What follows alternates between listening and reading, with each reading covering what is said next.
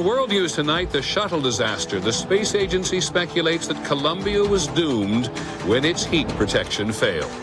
NASA is accused of neglecting safety. Is it valid?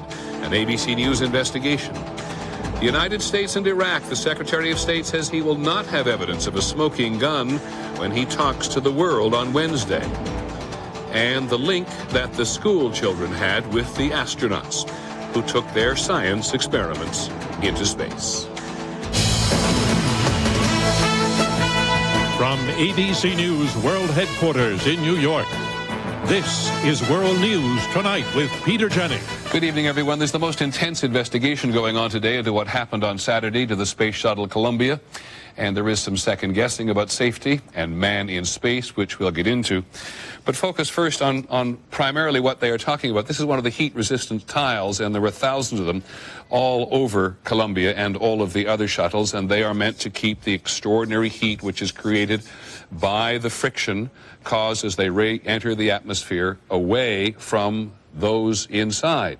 And there is some deep concern today that somehow either a tile came off or there was a penetration between the tiles that led to this overheating you'll hear more about in detail.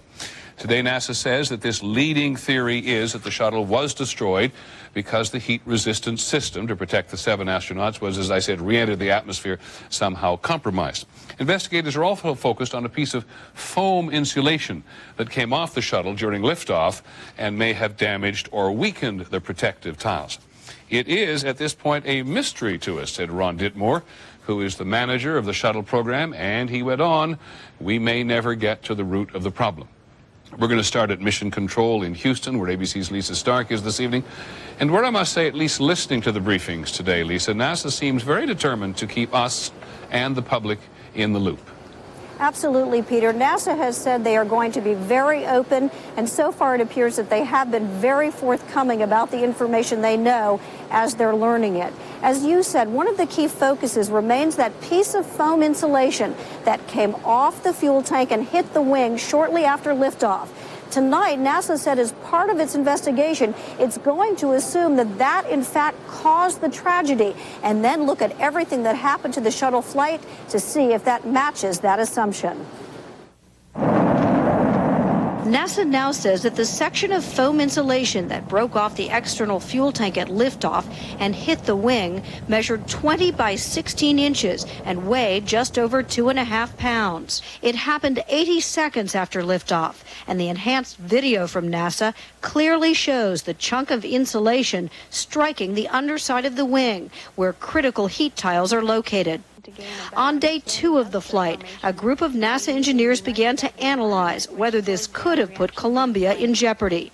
ABC News has learned some engineers felt the flying insulation could have made a hole in the tiles or knocked some off. More analysis was done. On the 12th day of the mission, 4 days before scheduled landing, NASA engineers reached their conclusion. The mission evaluation was that these thermal analyses indicate possible localized structural damage, but no burn-through and no safety of flight issue. But from the data so far, it is clear the shuttle was getting hot, too hot on the left side as it entered the Earth's atmosphere, where it must withstand temperatures of up to 3,000 degrees.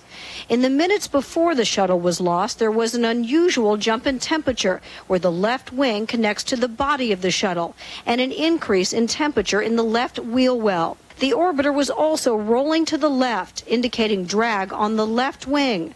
The onboard computer tried to compensate.